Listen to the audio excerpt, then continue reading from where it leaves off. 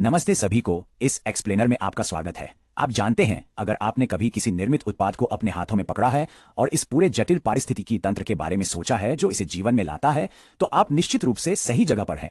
आज हम फैक्ट्री अनुपालन ऑडिट पर एक नई नजर डाल रहे हैं, विशेष रूप से गुणवत्ता नियंत्रण पर और एफसी का गाइड की यूनिट सा की रिपोर्टों का विश्लेषण कर रहे हैं। हम यहाँ सिर्फ स्प्रेडशीट और क्लिपबोर्ड को नहीं देख रहे हैं। नहीं, मैं चाहता हूं कि आप अनुपालन ऑडिटर को एक मास्टर जासूस के रूप में सोचें। एक जासूस जो फैक्ट्री संचालन के पीछे की वास्तविक सच्चाई को उजागर करने के लिए अत्यधिक संरचित डेटा का उपयोग करता है। यह सब उस परत के पार देखने के बारे में है, पृष्ठीय परत के पार जाकर पैटर्न खोजने, जोखिमों को पहचानने और वास्तव में उन संख्याओं की सच्ची कहानी को पहचानने के बारे में है जो हमें बताने की कोशिश कर रही हैं। तो चलो सीधे इसमें गोता लगाते हैं। ठीक है, इसे चित्रित करें। आप एक विशाल परिधान फैक्ट्री के फर्श पर चल रहे हैं, है ना? न और अचानक उत्पादन पूरी तरह से रुक गया है। तत्काल लक्षण, सिलाई मशीनों पर सुइयां बस टूटती जा रही हैं। क्या यह स्टील का खराब बैच है? शायद एक खराब प्रशिक्षित ऑपरेटर? या यह कुछ से बहुत गहरा है? जाइना कुछ बहुत गहरा है। असली उत्तर खोजने के लिए हमें वास्तव में आप देखिए, यह सिर्फ यह नोट करने के बारे में नहीं है कि एक सुई टूटी। यह उस साक्ष्य के निशान का पालन करने के बारे में है ताकि यह सुनिश्चित हो सके कि यह फिर कभी नहीं हो। तो आज के लिए हमारा जासूसी डोजियर यहाँ है। हम 5 प्रमुख क्षेत्रों पर ध्यान देंगे। पहला, ऑडिट के लिए तैयारी। दूसरा, ऑडिटर का टूल किट। तीसरा, जड़ कारण खोजना। चौथा, चरण दर चरण रिपोर्ट विश्लेषण। और अंत में 5वां, मानकों के खिलाफ तुलना। चलो हमारे अन्वेषण के पहले चरण के साथ शुरुआत करते हैं, ऑडिट के लिए तैयारी, या जैसा कि मुझे इसे कहना पसंद है, मिशन ब्रीफिंग। सुनिए, एक महान जासूस कभी भी बिना तैयारी के अपराध स्थल पर नहीं जाता, है ना? और एक ऑडिटर कभी भी फैक्ट्री के फर्श पर बिना पहले अपना होमवर्क किए कदम नहीं रखता। इसके लिए एक बहुत सटीक 5 चरणीय प्रक्रिया है। पहले हम दायरा परिभाषित करते हैं, जैसे आज हम वास्तव में किस पर ध्यान दे रहे हैं। गुणवत्ता नियंत्रण। आपको सभी उपकरण, फॉर्म और पिछले संदर्भ पत्रों को पहले से ही इकट्ठा करना होगा। तीसरा, हम ऑडिट कार्यक्रम की योजना बनाते हैं। चौथा, हम ऑडिट टीम के सभी सदस्यों को भूमिकाएं सौंपते हैं। और अंत में चरण 5, हम हितधारकों को सूचित करते हैं। आपको अपने ऑडिट योजना को फैक्ट्री में सही लोगों के साथ साझा करना चाहिए ताकि पूरी जांच बिना किसी बाधा के चल सके। ठीक है, अब जब हम सभी तैयार हैं तो हमारे अन्वेषणात्मक शस्त्रागार को खोलने का समय है। चलो सेक्शन 2 में चलते हैं, ऑडिटर का टूल किट। आप जानते हैं, एक ऑडिटर के रूप में आपका काम केवल पढ़ने से कहीं अधिक है। पृष्ठ से संख्याएं। आपको वास्तव में पैटर्न और विचलनों की खोज करनी होगी। अपने विश्लेषण को 5 मुख्य विधियों में शाखाबद्ध करने के बारे में सोचें। हमारे पास मात्रात्मक विश्लेषण, जोखिम आधारित विश्लेषण, जड़ कारण विश्लेषण है। ये हमारे अन्वेषणात्मक लेंस हैं। और इन 5 के साथ हम भी भिन्नता विश्लेषण पर भारी निर्भर करते हैं, जो योजनाबद्ध परिणामों की तुलना वास्तविक परिणामों से करता है। और गुणात्मक विश्लेषण अब वास्तव में यह समझने के लिए कि जमीन पर क्या हो रहा है, आपको 2 बहुत अलग प्रकार के साक्ष्यों का संतुलन बनाना होगा। एक तरफ 2 बहुत अलग प्रकार के साक्ष्यों का संतुलन बनाना होगा। हमारे पास मात्रात्मक विश्लेषण है, यह ठोस साक्ष्य है ना? हम ठंडी संख्याओं, दोष प्रतिशत, श्रमिक अनुपस्थिति दर, प्रति श्रमिक उत्पादकता और सख्ती से यह जांचने के बारे में बात कर रहे हैं कि क्या ओवरटाइम घंटे कानूनी अधिकतम को सख्ती से पूरा करते हैं। लेकिन दूसरी ओर हमारे पास गुणात्मक विश्लेषण है। ये सूक्ष्म, मानव केंद्रित संकेत है, क्योंकि चलो इसका सामना करते हैं, आप हमेशा वास्तविकता को एक स्प्रेडशीट में नहीं पकड़ सकते। गुणात्मक विश्लेषण का मतलब है श्रमिकों की शिकायतों को सुझाव बॉक्स से पढ़ना, स्वच्छता और सुरक्षा पर ऑडिटर के लिखित नोट्स की समीक्षा करना और वास्तविक ग्राहक फीडबैक देखना। यह उन महत्वपूर्ण मुद्दों को खोजने के बारे में है जो केवल संख्याएं हमें नहीं दिखा सकती, जो हमें हमारे पूरे अन्वेषण के सबसे महत्वपूर्ण चरण में लाता है। आइए हम सेक्शन 3 पर ध्यान दें, जड़ कारण खोजना। तो हम इसे मछली की हड्डी के आरेख के रूप में जानते हैं, और यह वास्तव में जड़ कारण विश्लेषण के लिए अंतिम उपकरण है, या अर्चा पहले से टूटे हुए सुइयों को याद करें।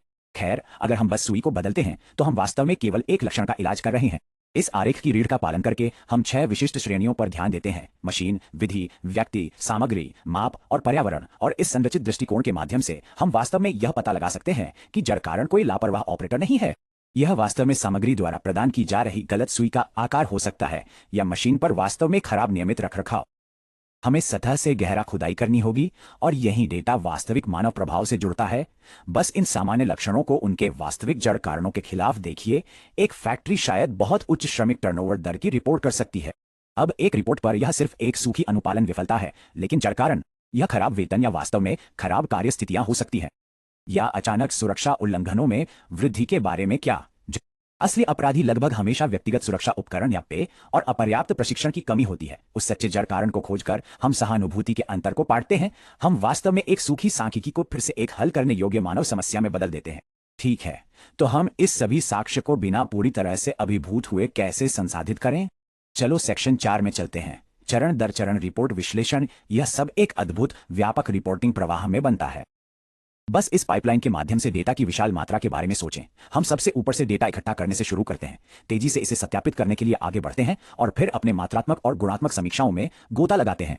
हम प्रवृत्तियों को देख रहे हैं, विचलनों को वर्गीकृत कर रहे हैं, उच्चतम जोखिमों को प्राथमिकता दे रहे हैं और सीधे उस जड़ कारण की ओर बढ़ रहे हैं। और यह विशाल सूचना का फनल, यह सभी दो अंतिम आउटपुट की ओर निर्देशित है, निष्कर्षों की रिपोर्टिंग और खापा यानी सुधारात्मक और निवारक कार्रवाई। यह एक तेज तर्रार उच्च दांव प्रवाह है शुरू से अंत तक। तो चलो उस प्रवाह को थोड़ा तोड़ते हैं। पहले चरण के साथ इकट्ठा करना और व्यवस्थित करना, क्योंकि आप किसी भी चीज का विश्लेषण करने से पहले आपको सभी सुराग एक जगह पर चाहिए। हम उत्पादन रिपोर्ट खींचते हैं ताकि दैनिक उत्पादन और डाउनटाइम देख सकें।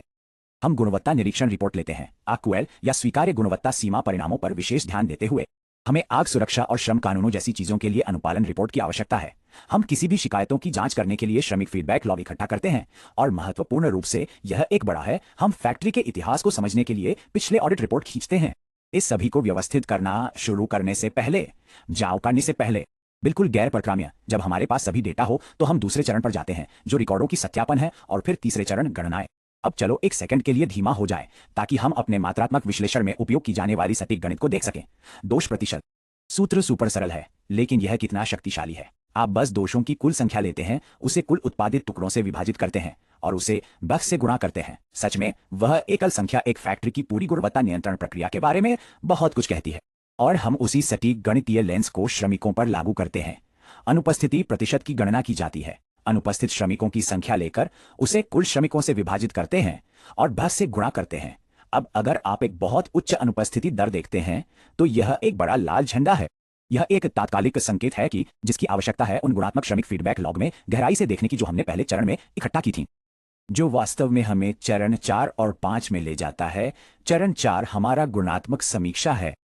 यहां हम जासूस की तरह काम करते हैं और पंक्तियों के बीच पढ़ते हैं। यदि मान लीजिए 3 अलग अलग रिपोर्टें सभी खराब वेंटिलेशन का उल्लेख करती हैं, तो हमें पता है कि हमारे पास एक प्रणालीगत मुद्दा है जिसे सुधारात्मक कार्रवाई की आवश्यकता है। फिर चरण 5 प्रवृत्ति विश्लेषण है। हम मूल रूप से समय के साथ इन बार बार होने वाले विचलों को ट्रैक करते हैं।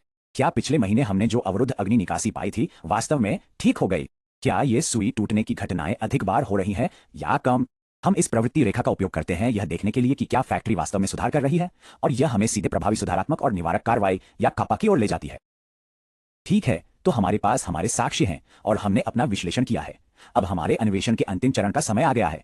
चलो सेक्शन 5 पर चलते हैं। मानकों के खिलाफ तुलना। यह तुलनात्मक विश्लेषण वास्तव में हमें हमारे अंतिम निर्णय पर लाता है। मानक को एक बेंचमार्क लाइन के रूप में सोचें जिसे हम फैक्ट्री से पूरा करने की अपेक्षा करते हैं। फिर हम फैक्ट्री के वास्तविक स्कोर को देखते हैं। अचानक हम स्पष्ट रूप से अंतर देख सकते हैं, क्योंकि अंततः यह केवल एक अस्पष्ट अर्थ में अच्छा करने के बारे में नहीं है। यह आवश्यक कानूनों और उद्योग के बहुत विशिष्ट नियमों के खिलाफ ठीक से मापने के बारे में है। तो वे मानक क्या हैं जिनके खिलाफ हम लगातार बेंचमार्क कर रहे हैं? खैर, वे आमतौर पर 3 मुख्य बकेट में आते हैं। पहले हमारे पास कानूनी मानक हैं जैसे फैक्ट्रियों का अधिनियम और भारतीय कानून में श्रम कोड। दूसरे ग्राहक की आवश्यकताएं हैं जिसमें बिशी, रप और साप्ताहिक जैसे बड़े अंतर्राष्ट्रीय प्रमाण पत्र शामिल हैं। एक अच्छा ऑडिटर निष्पक्ष रूप से फैक्ट्री के प्रदर्शन को इन तीनों ढांचों के खिलाफ मापता है ताकि यह वस्तुनिष्ठ रूप से पहचान सके कि अनुपालन कहां कम हो रहा है। तो चलो संक्षेप में देखें। हमने दायरा परिभाषित किया है, अपनी रिपोर्ट इकट्ठा की है, दोष दरों की गणना की है और उन टूटती सुइयों को उनके जड़ कारणों तक पहुंचाया है हमारे विश्वसनीय मछली की हड्डी के आरेख का उपयोग करते हुए। हमें पता है कि फैक्ट्री अंतर्राष्ट्रीय बेंचमार्क के खिलाफ कहां खड़ी है। लेकिन यहां एक अंतिम विचार है जिसे मैं आज आपको छोड़ना चाहता हूं। आपके पास सभी डेटा है, आपने सफलतापूर्वक जड़ कारण पाया है, लेकिन एक ऑडिट वास्तव में केवल सुधारात्मक और निवारक कार्रवाई के रूप में अच्छा होता है